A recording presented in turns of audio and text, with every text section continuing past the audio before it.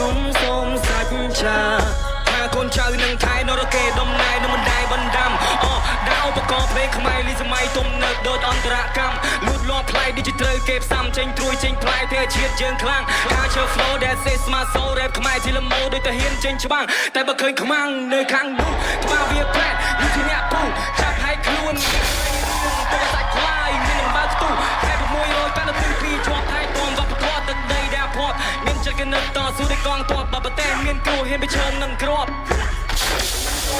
មកបដាទុនប្រាជាតិអមតាសិល្បៈរីកធំមានមោទនភាពជាតិខ្មែរជារំទួញមរណាតែមិនណោជារលុមានអាវុធតូចធំមិនគំសាយន់ផ្នែកតែមកបាំងកាយធ្វើភ្លេងអ្នកពាន់មានឋានទិញខ្មោចរួមទាំងកសែងជាប់មានកថាជប់ចកែជាបន្ទះប្រាស្ពតសម្រាប់នេះទៅសៃសំដីសារិកាមុតដល់សៃអាចដាច់សេរសាឈាមចូលទៅសៃដល់កសិកាចាំចូលបច្ច័យថ្ងៃចូលបថាទឹកដីមានតម្លៃនឹងមិនអាចកាត់ថ្លៃក៏មិនអាចកាត់កង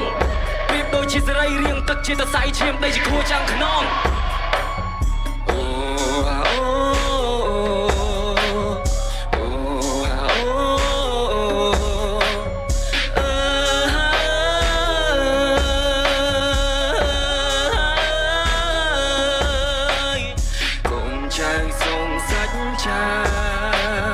ថារក្សាការពី